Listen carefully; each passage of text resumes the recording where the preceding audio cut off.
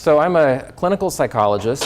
I was actually trained here at Penn with Martha Farah, some of you may have heard of. She was my advisor. I studied at the time brain factors that propose people to be more likely to develop things like depression and other negative emotional states. So then I went on, I worked for 4 years in the Department of Psychiatry here under Edna Foa at her center, so working primarily with people who had post-traumatic stress disorder, including some veterans from Vietnam era up through the conflicts in Iraq and Afghanistan. So we were doing a grant that was in collaboration with the Philadelphia VA right down the street here. So I am going to be talking about a related topic this morning, so combat-related PTSD and the brain. So I have a few guiding questions, I think, to help us think about not only the material that we're learning today, but how to teach this material in courses that you may be offering. So I'll be interested in hearing your input on that. I'm not primarily a teacher of neuroethics, not by any means. I'm mostly a clinical psychologist as well as a professor of psychology for students at Haverford College now. So some of the questions that are relevant, first of all, what is PTSD? So we'll see it's not a completely straightforward question. There's been an evolving understanding of what PTSD might be, and that evolution continues. Another question, should we prevent combat-related PTSD? I think on the face of it, it seems like the answer is, well, yes, of course we should, but we'll talk about why that may or may not be the case, or why there may be arguments on both sides. Prevention could include screening for PTSD risk. So if we know someone is vulnerable to PTSD, can we not expose that person to the kinds of events that are pretty potent in developing or leading to PTSD? Or should we administer drugs post-trauma, sort of morning after pill, if you will, for preventing post-traumatic reactions that go on longer than is typical? What I want to talk about today is, as I mentioned, this evolution of PTSD concepts, so starting from very sort of ancient recognition of these kinds of issues up through May 2013, when the latest edition of Diagnostic and Statistical Manual came out. We'll talk about PTSD as a brain disorder. So again, part of our evolving concept, understanding the parts of the brain that seem to underlie this condition. And then finally, PTSD-related ethical and policy issues. So there are accounts in very ancient literature here, 490 years BCE, Herodotus writing about the Battle of Marathon. He described Epizelus, an Athenian, who was in the thick of the fray and behaving himself as a brave man should, when suddenly he was stricken with blindness without blow of sword or dart. So like Arthur said, without a scratch on him. And he had this very striking condition suddenly come over him. This blindness continued thenceforth during the whole of his afterlife. He said that a gigantic warrior with a huge beard, which shaded all his shield, stood over against him, but the ghostly semblance passed him by and slew the man at his side. So again, he witnessed something terrible, wasn't physically harmed himself, and still had a lot of problems afterwards. Similarly, also from Herodotus, describing the Spartan commander Leonidas at the Battle of Thermopylae, he recognized that some of his troops had no heart for the fight, and so he dismissed them. So again, there wasn't anything physical that had happened to them, and yet they weren't able to continue fighting, or at least were extremely unwilling to do so. So fast forward through the millennia to the US Civil War, there was something called soldier's heart. So this concept focused on symptoms that a lot of soldiers were describing, again, not because they'd been injured, but they were having chest pain, palpitations, breathlessness, fatigue, sweating. So a lot of stuff that sounds like sort of cardiopulmonary problems, and yet there were no physical abnormalities. So of course now we would understand these kinds of symptoms to be a manifestation of an anxiety disorder. But at the time, they're trying to understand, is there something physical that's underlying these problems? World War I, we had the concept of shell shock that most of us have probably heard of. So these soldiers having staring eyes, violent tremors, blue, cold extremities, similar to the account of Epizelus, this unexplained deafness, blindness, paralysis. So again, the organ under consideration was believed to be the brain. There seemed to be some kind of disruption of the brain, sort of as seen in this idea that there's shock involved. Someone's experienced shock. In World War II, the idea of combat fatigue was introduced. So here the understanding was it's not just that something bad happens, but that there's an accumulation of trauma and psychological difficulty that eventually the person fatigues. And in Vietnam, it was described as a stress response syndrome. Now, I think something that was problematic is that if the symptoms lasted at least 6 months after the return from Vietnam, then it was concluded that the person had a pre-existing condition. And therefore, so it was a transient situational disorder, not service-connected. So the person had, well, it must have been a problem from before. It's not our fault. It's something that you came in with. It's like, you know, you had flat feet before you came to the Army. You still have flat feet, not our problem. You were someone who was sensitive to this kind of thing. So the psychiatric community, the American Psychiatric Association, has been capturing these kinds of experiences as early as the first Diagnostic and Statistical Manual in 1952.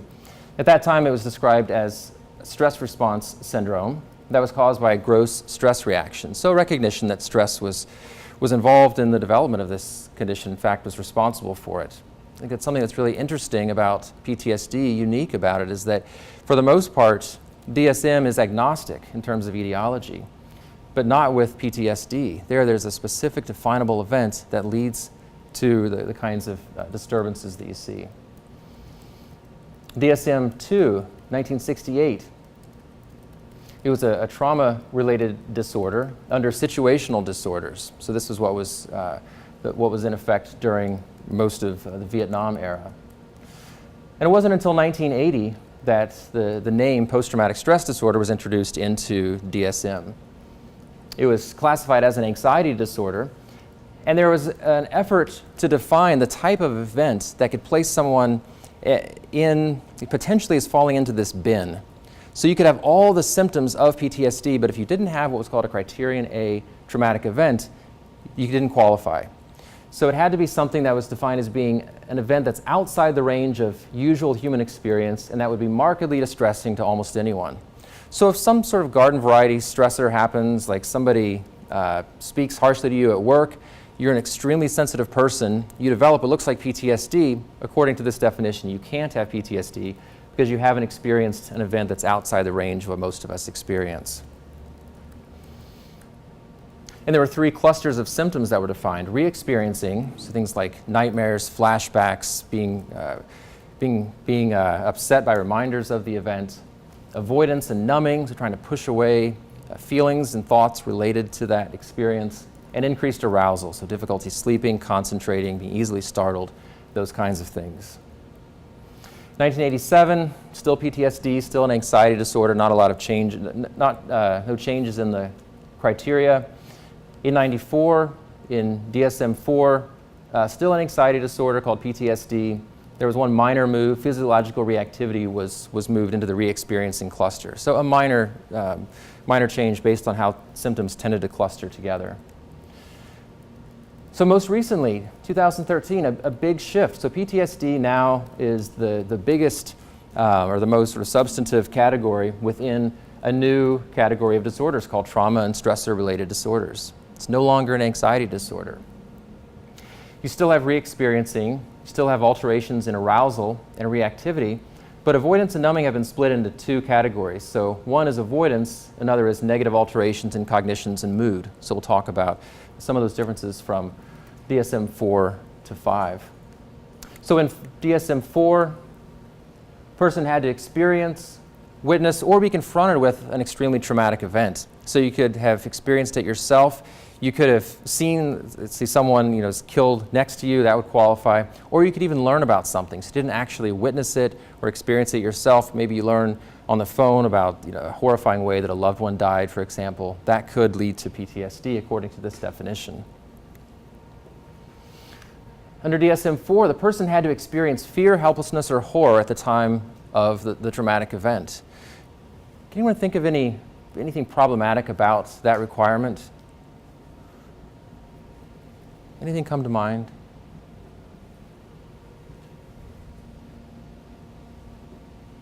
Yeah. Okay. So you may have a reporting bias, so someone may truly have PTSD but say, no, I wasn't scared. Especially if you're a man. Great. Yes, so you may not be willing to report it. And even if it's possible, too, that person may not experience that at the time. So some soldiers say, no, I didn't feel those things. I just felt, maybe I felt anger, but I just felt like my training kicked in. I did what I had to do. And it wasn't until afterwards, maybe when I got home, away from my unit, that then I started to have some of these experiences. And the person had to have some of these following symptoms for at least a month. So 1 re-experiencing symptom, at least 3 avoidance symptoms, and at least 2 hyperarousal symptoms. And like any DSM diagnosis, the person has to experience significant distress or impairment. So fast forward almost 20 years, DSM-5, so there's now greater specificity about the kind of traumatic event that can lead to it. So there are more qualifiers about sort of examples of what confronting a traumatic event might look like. They removed the fear, helplessness, and horror at the time of trauma criterion. For the most part, because it didn't help to predict who got PTSD. There's no difference in rates for those who did or didn't have those kinds of experiences at the time of the trauma. And you can see, as I mentioned, splitting of the avoidance cluster into avoidance and negative alterations in cognition and mood. So I've bolded the new symptoms, so these exaggerated negative beliefs about the world. So there's a bigger cognitive component in DSM-5 PTSD criteria, distorted cognitions about the trauma, persistent negative emotions.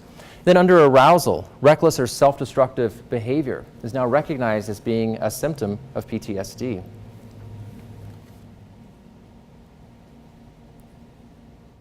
So I think it's interesting to compare PTSD to another common diagnosis, in this case depression.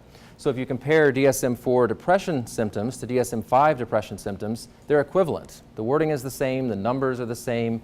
There are 9, you have to have at least 5 of them. There's one difference that in DSM-5 they've removed the bereavement exclusion for major depressive disorder. So there's some question about where major depressive disorder should be diagnosed, but not a question about what it is. So I want to point that out to distinguish it from PTSD, where there's still this concept is in flux of what is PTSD, what belongs under that heading. Some brief data on how prevalent it is. So you can see about 3 out of 5 men will experience a criterion A event. These are DSM-IV criteria. About 1 out of 2 women will, and about 8% of men who are exposed to trauma will go on to develop PTSD. For women, it's about 1 out of 5. So if you multiply those numbers out, you'll see about 5% of men at some point in their lifetime will experience PTSD.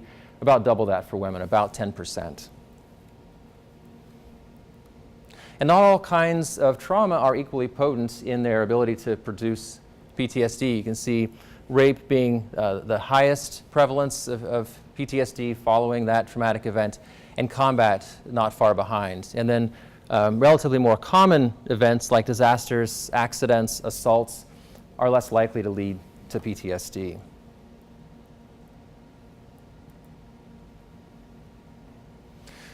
So what are the implications? Why does it matter how we define PTSD? Any thoughts before I share things that occurred to me?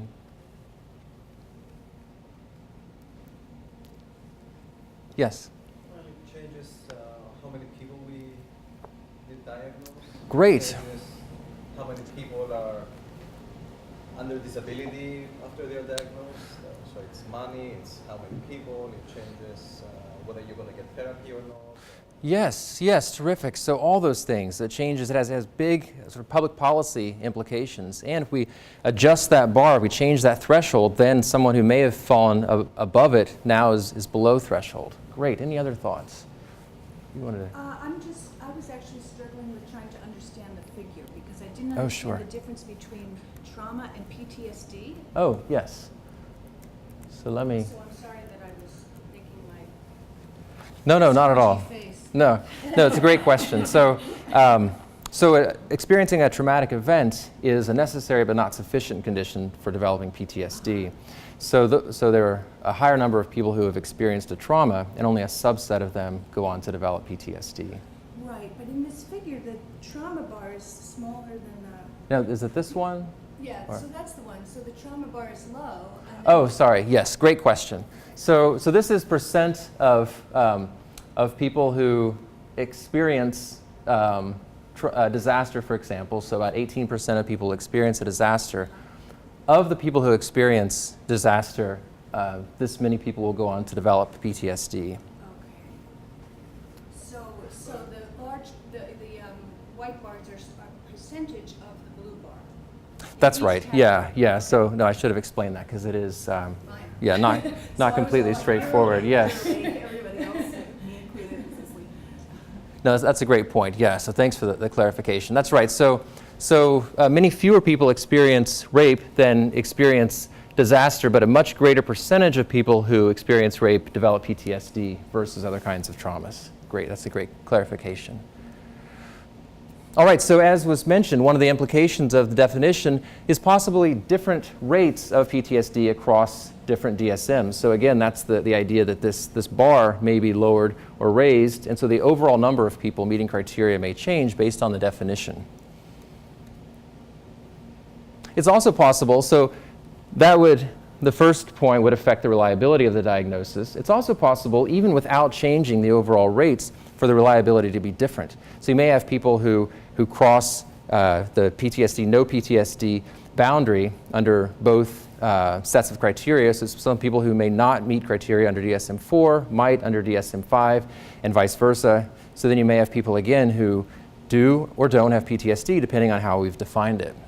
Again, with all the implications of what that means in terms of money, treatment, and so forth.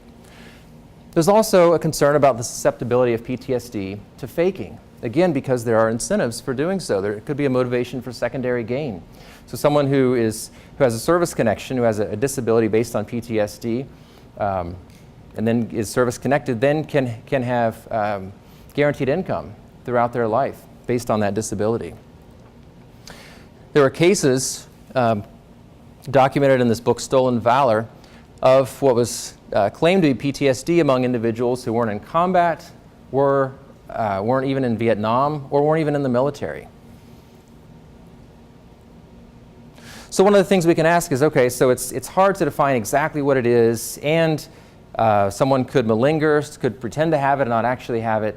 So maybe if we look at the brain or if we look at other physiological measures, we can get a more objective read on whether or not a person has this condition. So I want to talk primarily about neural accounts of PTSD, so brain differences that might define this disorder. So I have to introduce the idea of fear conditioning. It's probably the most studied model of PTSD. It's probably going to take most of you back to intro psychology, talking about Pavlov and fear conditioning. So in laboratory fear conditioning, and this is where my bow is going to come in handy. I feel like Leonardo, the Ninja Turtle. So you have a conditioned stimulus, so a tone. So a tone is nothing good or bad about it, it's neutral. It's a tone. If you pair it with an unconditioned stimulus, a shock, so something that is aversive, we just don't like shocks, then you can get a conditioned response after pairing those two together to the tone. So an animal will freeze after hearing a tone that's been paired with a shock. Any questions about that? All right, so that should be review. So in traumatic fear conditioning, according to the model, a conditioned stimulus could be something like a bundle on the side of the road, which, we all see bundles, probably not anything good or bad, just a bundle.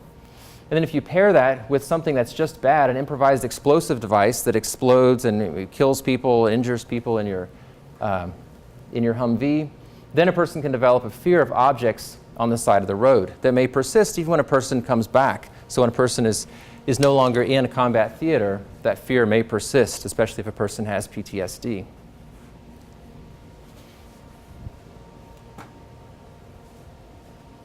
So we can learn to be afraid. We also can learn not to be afraid. So in other words, learned fear can be extinguished. So we extinguish learned fear by presenting that conditioned stimulus, like the tone. We present it repeatedly. When nothing bad happens, then over time we stop being afraid. We stop having that fear response to the tone, or whatever the conditioned stimulus is. So this is just an example of extinction with repeated unpaired CS presentations, tone presentations in this case. The degree of freezing gradually goes down. So this looks, at least on the surface, it looks like what we see in people following a traumatic event who receive no treatment. If you track them over time, you track the percentage of people who meet criteria for PTSD, it's really high in the first week. Of course, they don't technically meet the definition because of the 1-month duration criterion, but otherwise it looks just like PTSD. Very high in the majority of both rape and non-sexual assault survivors. And then again, with no treatment, you see a decrease in those symptoms following both kinds of traumas. So again, it looks like these fear reactions can get better over time, assuming there's no new trauma that's introduced. So the upshot of all this is that PTSD appears to represent impaired fear extinction. So there's nothing special about someone having a lot of fear, a lot of jumpiness, intrusive reminders of the event after a trauma. It's the duration of those kinds of experiences that makes it a disorder. Any questions so far? I'm going through this fairly quickly because I don't want to spend all our time on the science. And fear extinction learning also has to be recalled. So it's not enough to go through the fear extinction process. You'd like to know that, let's say, the next day when you encounter a tone, let's say, the fear doesn't all of a sudden come back. So ventromedial prefrontal cortex, this part of the brain that's shaded here, and the top is a sagittal slice through the brain this way. The bottom is an underside. That's ventromedial prefrontal cortex, an area that seems to be essential in this fear extinction recall. So we know this from studies like with, these were rats who experienced fear conditioning and then fear extinction, and some of them had their ventromedial prefrontal cortex wiped out, and some had sham surgery. So you can see without ventromedial prefrontal cortex, you get equivalent conditioning so they can learn the paired fear association, and you get equivalent extinction. So you can extinguish even without a ventromedial prefrontal cortex. So the question is about the recall of that fear extinction learning. So you bring the animals back on day 2, and you see the animals who had their ventromedial PFC wiped out have this huge return of fear responding that, again, seems to have to go through a process of extinction, whereas you have a much smaller rebound for the group with an intact ventromedial PFC that quickly returns to the post-extinction levels.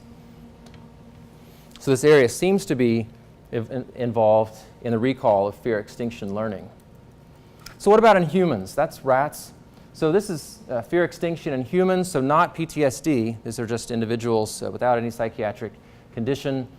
You can see ventromedial prefrontal cortex as well as hippocampus seem to be involved in the recall of fear extinction learning. So ventromedial prefrontal cortex here, hippocampus, and those two areas seem to work together. They work in concert to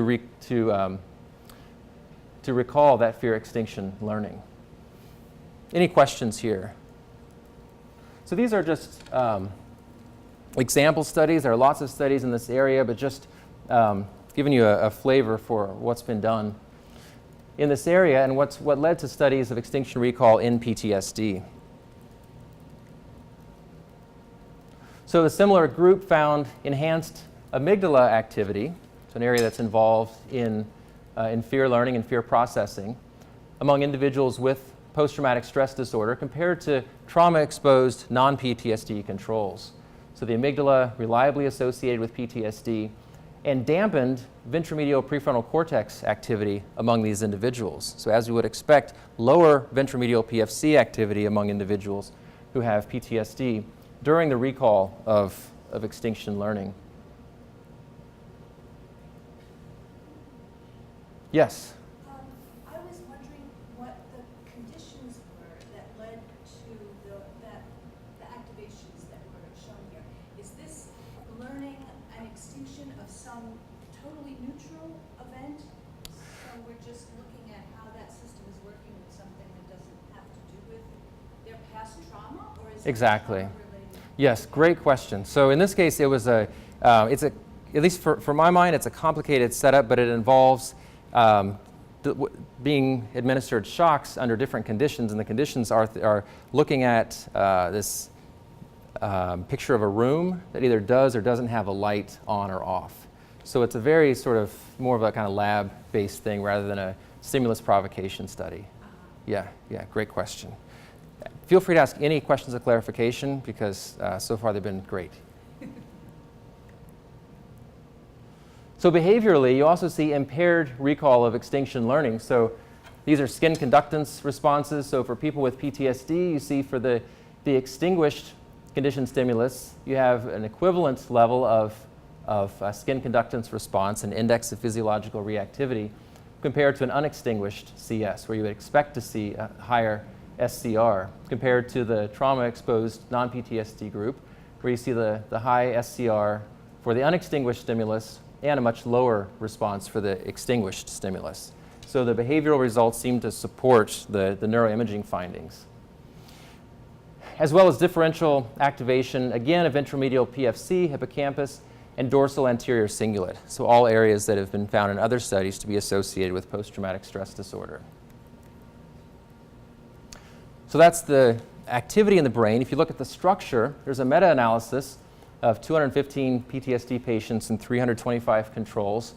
And they found greater hippocampal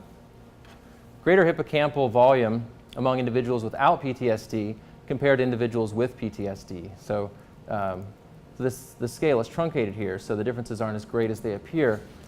But you see smaller hippocampi among individuals with PTSD, which makes sense given the role of the hippocampus as we saw in fear extinction and the recall of fear extinction learning.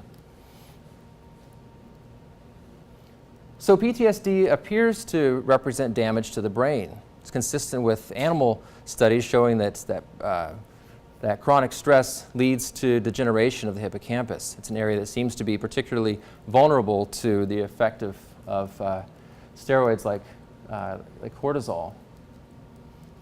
Yes? But you don't know that it didn't have that premorbid. Great point. Yes. So we'll come back to that. So that'll be, we'll see that in a couple slides. So also consistent with the idea that hippocampal damage or atrophy is involved in PTSD are studies showing that effective SSRI treatment leads to an increase in hippocampal volume. So this is long-term treatment, 12-month treatment with paroxetine or Paxil. You can see significant decreases in intrusions, avoidance, and arousal after the 1 year, and significant increases in hippocampal volume in both left and right hippocampus. So back to the question, does PTSD cause hippocampal volume differences? Or does the difference in hippocampal volume represent a risk factor that then actually leads to PTSD? So I'll try to walk you through this graph. This was a really interesting study done by Pittman and colleagues where they looked at 4 groups of individuals, 2 sets of twins, or groups of twins. So you had twins who, one of the twin went to combat, and then another set where their co-twins did not go to combat. And a subset of the ones who were in combat developed PTSD, and some didn't. So you have 4 groups. So you have those who were exposed to combat and developed PTSD, P+, those who were exposed and did not develop PTSD. And then you have their co-twins. So the exposed PTSD plus, their twins are the UXP+, so they don't have PTSD, but that's just to show that they go with the twins who did have PTSD. And then those who were not exposed to combat and did not have PTSD. So as you would expect, those who have PTSD have significantly smaller hippocampi than those who were in combat and did not develop PTSD. So far that's nothing new. The question is, what do their co-twins look like? And you see the same pattern of results. So these were twins who did not go to combat, did not develop PTSD, and their hippocampus is very similar in size to their co-twins. And you see the same similarity for co-twins of those who did not develop PTSD. And if you look at the correlations between PTSD symptoms and hippocampal volume of the, so you'd expect a correlation between how bad a person's PTSD is and how small their hippocampus is for those who are actually in combat and develop PTSD. You see the same magnitude of correlation between PTSD severity for the twin who was in combat and the hippocampal volume for their co-twin who was not in combat. All right, and getting back to the idea of cortisol, maybe if we look at endocrinological measures like corticosteroids that are involved in the stress response, we would expect to see, probably higher cortisol levels among people with PTSD. When I look at this graph, I don't really see anything that illuminating about it. So you can see this would be no difference between PTSD. This would be if PTSD is higher, you'd see means on that side versus the control higher, you'd see the means on that side. You see the means, the squares are all over the place. The confidence intervals tend to be quite big. If you pool them all together, you get a small, significant effect size showing a slightly lower cortisol among individuals with PTSD. But this is nothing like a diagnostic test that you could do. There's so much noise in these data. So we shouldn't be surprised that there's so much noise in these kinds of measures when we consider things like the heterogeneity within categories, as Gillihan and Perrins pointed out in their seminal 2011 article. No, I'm kidding. So these are different presentations of PTSD. So two hypothetical patients, both meet criteria for PTSD, very different types of traumatic events. Time since trauma differs by an order of magnitude, and they don't share any symptoms in common. So there's a lot of variability within the categories. There's also, heterogeneity. There's also variability within categories. So if it were the case that, let's say, with hippocampal volume, there were no overlap between categories, or almost none, then you'd have a pretty sensitive and specific test of whether someone has PTSD. But it turns out that the overlap in distributions is much more like this, where you see between the disorder and the control on some measure, like hippocampal volume or amygdala activity, if you look at the means, there are significant differences and reliable differences between them, with tons of overlap between the two. So it's hard to know whether someone with a score that's below the overall mean is someone within the disorder category or just a low-scoring person within the control category. So to summarize, PTSD is associated with reliable differences in brain structure and brain function. It's not clear whether those differences are a cause or a consequence of PTSD. Effective PTSD treatment changes the brain, and there are at this point no psychobiologic diagnostic tests for PTSD. So one policy-related question is, who should get treatment? So what are the implications of treating and redeploying soldiers with PTSD? So there's a study that was going on when I was at Penn that was through the Department of Defense, where they were trying to treat soldiers with a condensed 2-week cognitive behavioral therapy protocol, so they could, when they were between deployments, they could get treatment, get better, and then presumably go back to active duty, including going back into combat. We already know these individuals are at risk for PTSD. I think we have to think about what does that mean if we know someone is among the 1 out of 4, 1 out of 5 is going to develop PTSD. Do we then send those people back out? What about prophylactic treatment? Should we protect people from developing PTSD? So this is not something that's, it's not like we have the treatment, should we use it or not, but there are trials that have been done. So propranolol, a beta blocker, was proposed as something that was going to prevent the development of PTSD. The findings were not replicated. It doesn't seem to be effective, but the idea at least is there. We might ask, are PTSD-like reactions at all desirable in some cases? So do we not want someone to develop PTSD when they were a perpetrator, for example? When they've done something horrifying, we think, that person maybe should suffer. If some of us, if we hold that kind of idea, some sort of idea of justice. Is it possible that treatments might interfere with adaptive changes? So if we prevent someone from developing PTSD, might we also sort of overshoot what we're trying to do so that a person then doesn't develop appropriate fear? It's what would actually may be necessary when someone is in combat. It's also been pointed out that most soldiers would receive any kind of prophylactic treatment. If it's a medication, they would receive it unnecessarily. They would get it, but they weren't going to develop PTSD anyway. A related issue has been a name change proposal. So there was a desire by some to call this condition post-traumatic stress injury. Those who favored the change said that an injury suggests that people can heal with treatment, whereas a disorder implies that something is permanently wrong. Similarly, a psychiatrist suggested to be injured in the service of your country is entirely honorable within the military culture. So it may decrease stigma to call this an injury rather than a disorder. Coming down on the other side, Matt Friedman saying that the concept of an injury usually implies a discrete time period. So that's different with PTSD, where the suffering can go on for decades. At some point, the bleeding will stop. And the president of APA said the word disorder reflects the fact that some people are more vulnerable than others, as has been pointed out here.